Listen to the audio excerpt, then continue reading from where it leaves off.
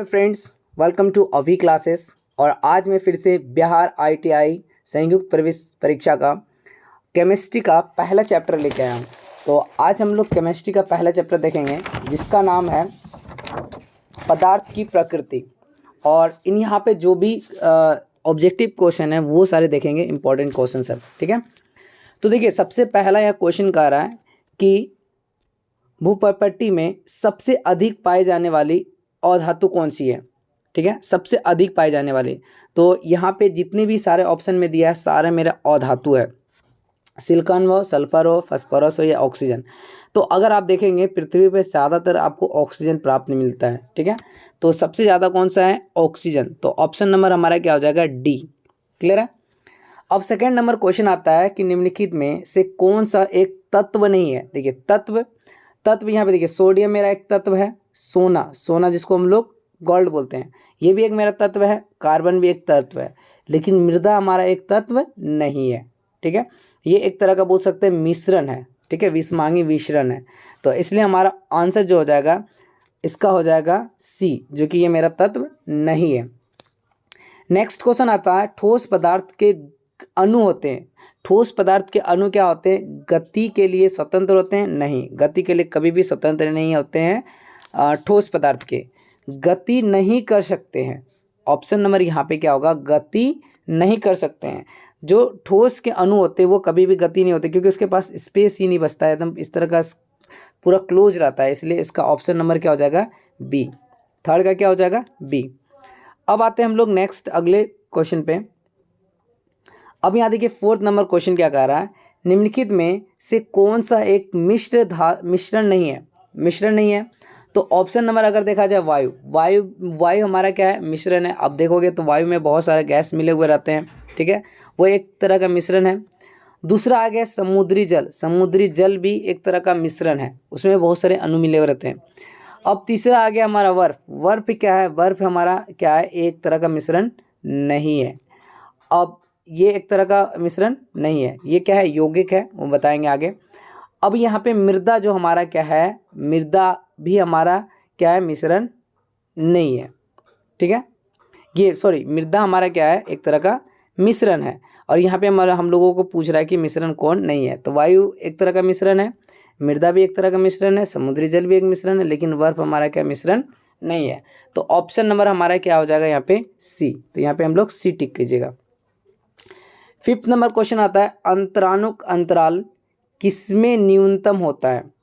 जल में, भाप में, बर्फ में या इनमें से सभी?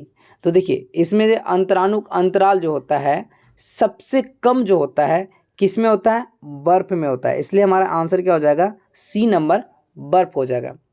नेक्स्ट आता है, वह अवस्था जिसमें आणविक आकर्षण गति तीव्र होती है।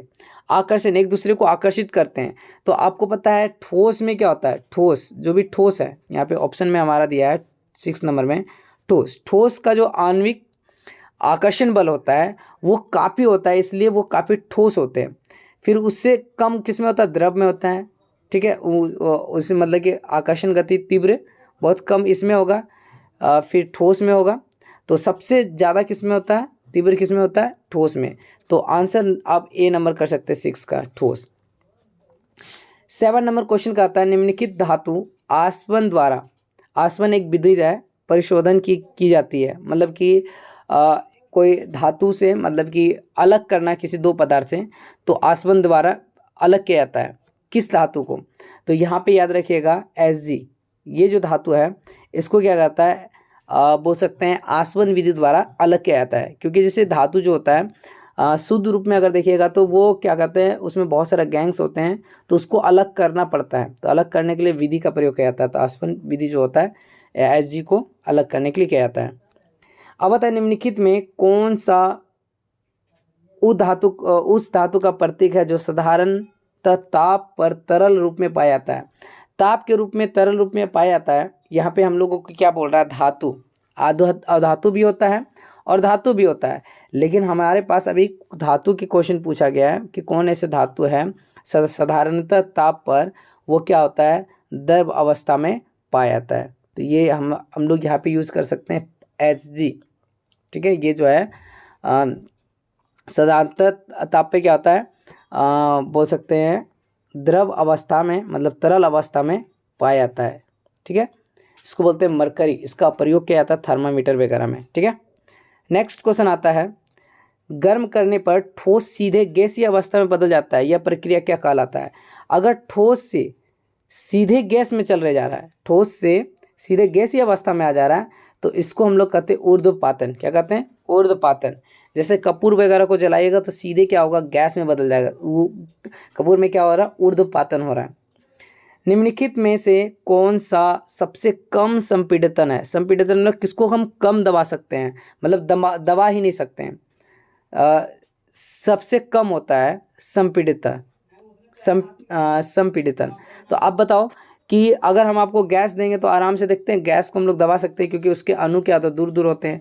ठोस को भी द्रव को भी दबा सकते हैं, लेकिन अगर हम ठोस की बात करें, अगर हम आपको एक ईंटा दे दें और बोले दबाने की कोशिश करो, तो दबा सकिएगा क्या? नहीं। तो ऑप्शन सी नंबर, ठोस जो होता है उसका कम संपीड़ितता होता है। संपीड़ितन मतलब होता है दबाना। ठीक है, कम कंप्रेस होगा, कंप्रेस होना। अब आते हैं हम लोग next question, 11 number question. 11 number question कहता है, प्रतीतित होने वाले गैस के द्रव में बदलने की क्रिया क्या कहलाती है? ठीक है, प्रशीतित होने के पर गैस के द्रव में बदलने की, गैस को अगर द्रव में कहते हैं। ठीक है, देखिए कोई भी गैस है, दूर दूर है, गैस को अगर द्रव में करेंगे, गैस को अगर हम लोग द्रव करेंगे तो सघन होगा, लेकिन अगर द्रव को गैस में करेंगे तो वाष्पीकरण होगा। तो यहाँ पे ऑप्शन नंबर हमारा क्या होगा, बी, क्योंकि उसको जमा कर रहे, गैस को इकट्ठा कर रहे, तो सघन हो रहा है। ठीक है, अब आता है हमारा 13 नंबर क्वेश्चन, कपूर को किस विधि द्वारा शुद्ध किया गया है? तो हम फिर आपको बताते हैं, यहाँ पे कपूर को जो है ऊर्ध्वपातन, किस विधि द्वारा? ऊर्ध्वपातन विधि द्वारा उसको शुद्ध किया जाता है। जैसे हम आपको बताए थे ना कि कपूर को जलाइएगा सीधे वो गैस अवस्था में आ जाएगा, तो उसको हम लोग कहते हैं ऊर्ध्वपातन। ठीक है, नेक्स्ट क्वेश्चन हमारा है आगे, 13 नंबर क्वेश्चन क्या कह रहे हैं, देखिए, निम्नलिखित में से यौगिक का उदाहरण दीजिए। निम्नलिखित में से यौगिक का उदाहरण दीजिए, इसमें कौन सा यौगिक होगा? अगर यहाँ पे देखा जाए यौगिक कौन सा होगा, ब्रास एक यौगिक है, मार्बल, ग्रेफाइट, ये सब पेट्रोलियम नहीं है, ब्रास एक हमारा क्या है, यौगिक है। अब आता है 14 नंबर क्वेश्चन, जल एक यौगिक है, यह किसने प्रमाणित किया था? किसने कहा था कि जो कि जल एक यौगिक है? तो उसका नाम था क्या, कैनवोडिस कैवनिडिस ने कहा था कि जल क्या है, एक यौगिक है। अब आता है 15 नंबर क्वेश्चन, निम्नलिखित में से ऊर्ध्वपातन पदार्थ है, इसमें नैप्थलीन, जो कि नाखून में लगाने वाला जो नेल पॉलिश होता है, उस देखिएगा ठंडा जब लगाइएगा तो ठंडा होता है। ठंडा क्यों होता है, रीजन क्या है? तो उसका रीजन ये है, तो क्या होता है, वो आपको ठंडा लगने लगता है। तो रीजन क्या था, रीजन ये था हमारा नैप्थलीन। नैप्थलीन क्या होता है, तुरंत गैस, मतलब कि ठोस, मतलब तुरंत क्या हो जाता है, गैस बन जाता है। लिक्विड से क्या हो रहा है, डायरेक्ट गैस बन जा रहा है, और उसी वजह से जो वहाँ पे रहेगा आसपास उसको ठंडा महसूस होने लगता है। अब आता है 16 नंबर क्वेश्चन। 16 नंबर क्वेश्चन कहता है, मिथिल अल्कोहल का शुद्धिकरण किया जाता है। शुद्धिकरण अगर किया जाता है मिथिल अल्कोहल का, मेथिल अल्कोहल का, तो किसकी विधि द्वारा किया जाता है? तो हमारा होता है भाप आसवन विधि द्वारा।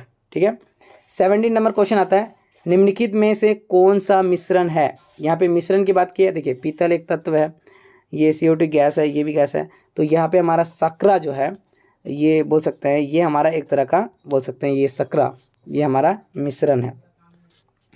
अब आता है हमारा 18 नंबर, निम्नलिखित में कौन सा एक यौगिक नहीं है? यौगिक बोल रहा कौन सा नहीं होगा, तो आप यहाँ पे देख सकते हो, अगर यौगिक की बात करें, साधारण नमक मेरा यौगिक है, सकरा भी हमारा यौगिक है, प्लास्टर ऑफ पेरिस भी यौगिक है, लेकिन हीरा एक तरह का हमारा क्या है, तत्व है, बोल सकते हैं कार्बन जैसे होता है उस तरह का, ये यौगिक नहीं है। अब आते हैं 19 नंबर क्वेश्चन। 19 नंबर क्वेश्चन क्या होता है, बारूद होता है। बारूद क्या होता है, यौगिक होता है, तत्व होता है, मिश्रण होता है या तरल होता है? तो हमेशा याद रखिएगा, बारूद जो होता है एक मिश्रण होता है, उसमें दो या दो से अधिक पदार्थ को मिला के उसको तैयार किया जाता है। ठीक है, अब बोलता है, निम्नलिखित में से कौन सा अवयवों के गुणों को नहीं दर्शाता है? अवयवों को मतलब कि मान लीजिए कि आप अगर उसको करेंगे तो अलग अलग नहीं कर सकते हैं। जैसे कि मान लीजिए अगर हम आपको दो चीज़ कोई चीज़ मिला के दे दिए, ठीक है, मान लीजिए कि हम आपको कोई दो चीज़ मिला के दिए और बोलेंगे अलग करने के लिए, अलग होगा कि नहीं? तो कभी आपको पता है कि जल हमारा दो अणुओं से, मतलब कि दो अणु हमारा होता है और हाइड्रोजन और एक होता है ऑक्सीजन। अगर हम इसको बोलेंगे अलग अलग करने के लिए, हाइड्रोजन अलग कीजिए ऑक्सीजन अलग करें, होगा क्या? नहीं, ये कभी भी अलग नहीं होता है। तो इसलिए हमारा जल जो है अवयवों के गुणों को नहीं दर्शाता है, ठीक है, अलग नहीं होगा। अब नेक्स्ट आता है हमारा 21 नंबर क्वेश्चन कि निम्नलिखित में कौन सा एक भौतिक गुण नहीं है इसमें? देखिए, विशिष्ट ऊष्मा ये भौतिक गुण है। अब दूसरी बात हिमांक, ठीक है, ये भी एक है भौतिक गुण। गलनांक ये भी है, लेकिन तत्व और यौगिक के साथ अभिक्रिया ये भौतिक गुण नहीं है, क्योंकि ये रासायनिक गुण है। तो ऑप्शन नंबर हमारा सी क्या होगा? ये हमारा हो जाएगा सी, ठीक है। नेक्स्ट आते क्वेश्चन पे। 22 नंबर क्वेश्चन क्या कह रहा है कि जर्मन सिल्वर किस किस संघटक से मिलकर बनता है? जर्मन सिल्वर जो ऐसे होता है, तो जर्मन सिल्वर की बात करें तो ये हमारा कॉपर, जिंक और निकल, इन तीनों को मिलाइएगा तो जो सिल्वर बनेगा वो हमारा कौन सा बनेगा? जर्मन सिल्वर बनेगा। तो ऑप्शन नंबर आप इसको सी को टिक कर सकते हैं। 23 नंबर क्वेश्चन कहता है एक मात्र एक प्रकार के परमाणु वाले विशुद्ध पदार्थ को क्या नाम दिया जाता है? जब एक ही प्रकार के पदार्थ होगा तो उसको हम लोग क्या कहेंगे? इसको हम लोग कहेंगे तत्व। क्या कहेंगे? तत्व। मात्र एक प्रकार के परमाणु वाले विशुद्ध पदार्थ, ठीक है, तो इसको हम लोग क्या कहेंगे? तत्व कहेंगे। अब नेक्स्ट आता हमारा बायोगैस एक मिश्रण है। बायोगैस जो है किसका किसका मिश्रण है? हाइड्रोजन, मीथेन, कार्बन डाइऑक्साइड और हाइड्रोजन सल्फाइड। ये जो है हमारा बायोगैस का एक उदाहरण है, बोल सकते हैं एक मिश्रण है। नेक्स्ट आता है प्राचीन भारतीय दार्शनिक ने पदार्थ को कितने वर्गों में बांटा गया था? तो इसको 5 भाग, ठोस, द्रव, गैस और भी एक प्लाज्मा, मतलब 5 अवस्था में। तो ऑप्शन नंबर हमारा क्या हो जाएगा? 5, डी नंबर, ठीक है। नेक्स्ट आता है हमारा कि नल का पानी होता है कैसा होता है? नल का पानी अगर देखा जाए तो वो अगर देखा जाए यौगिक होता है या मिश्रण होता है? नल का पानी जो होता है मिश्रण होता है। क्या होता है? मिश्रण होता है। मृदा निम्न में से किसका एक उदाहरण है? मृदा जो है यहाँ पे हमारा 27 नंबर, इसमें कौन मिश्रण होगा? समांगी मिश्रण होगा, तत्व होगा, या यौगिक होगा, या विषमांगी मिश्रण? तो मृदा जो होगा हमेशा विषमांगी मिश्रण होगा, याद रखिएगा, ठीक है। 28 व्युत्क्रम अनुपात के नियम का प्रतिपादन किसने किया था? तो प्रतिपादन करने वाला रिएक्टर ने था, जो ने व्युत्पन्न अनुपात का नियम को प्रतिपादित किया था। नेक्स्ट क्वेश्चन आता है 29 नंबर का। कौन से अधातु कमरे के ताप पर तरल रूप में पाया जाता है? तरल रूप में देखिए, तरल रूप में 2 पाया जाता है, ब्रोमीन भी पाया जाता है और एक और भी है आपका पारा भी पाया जाता है, ठीक है। तो लेकिन यहाँ पे अधातु की बात की है, अधातु हमारा क्या हो जाएगा? ब्रोमीन हो जाएगा, ए नंबर, ठीक है। 29 का ए। 30 नंबर, आश्वित जल है क्या? मिश्रण है या यौगिक है? आश्वित जल हमारा क्या है? यौगिक है, ठीक है। नेक्स्ट आता है निम्नलिखित में से कौन सा एक समांगी मिश्रण है? समांगी मिश्रण की बात क्या है? दूध, इस्पात, धुआं या मृदा? तो हमारा ऑप्शन नंबर हो जाएगा इस्पात, जो एक समांगी मिश्रण है, ठीक है। अब आते हैं next question 32 number. 32 number question क्या है? रक्त क्या है? तत्व है, यौगिक है, समांगी मिश्रण है या विषमांगी मिश्रण है? तो हमेशा याद रखिएगा कि तत्व जो हमारा है होता है एक यौगिक है। तत्व क्या है? यौगिक है। अब आता तीसरा, गैस के रूप में पाए जाने वाले धातुओं की संख्या है। गैस के रूप में पाए जाने वाले धातुओं की संख्या कितनी है? 1, 2, 3 नहीं, इससे भी ज़्यादा है, इसलिए ऑप्शन नंबर इसमें क्या होगा? इनमें से कोई नहीं, मतलब कोई नहीं होगा। 34 नंबर, एक तरल धातु और एक तरल अधातु के उदाहरण कौन सा है? एक तरल धातु है, एक तरल अधातु भी है। हमें आपको बताया था ब्रोमीन और क्या बताया था? पारा। ब्रोमीन और एक पारा जो है तरल भी, दोनों तरल अवस्था में पाया जाता है। तो यहाँ पे पारा हमारा हो गया धातु, ब्रोमीन हो गया मेरा अधातु। फिर 35 नंबर क्वेश्चन पे आते हैं। 35 नंबर क्वेश्चन क्या कहते हैं? एक मिनट, 35 नंबर क्वेश्चन, एक मिनट क्या हो गया?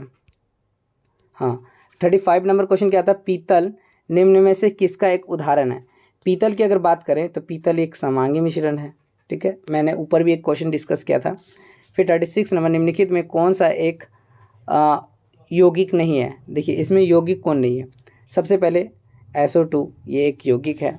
चौंक भी एक मेरा यौगिक है, लेकिन सीसा, ठीक है, ये एक मेरा धातु बोल सकते तत्व है, और ये भी यौगिक है। तो ऑप्शन नंबर आप क्या करो, सी करो, जो कि ये हमारा एक यौगिक नहीं है।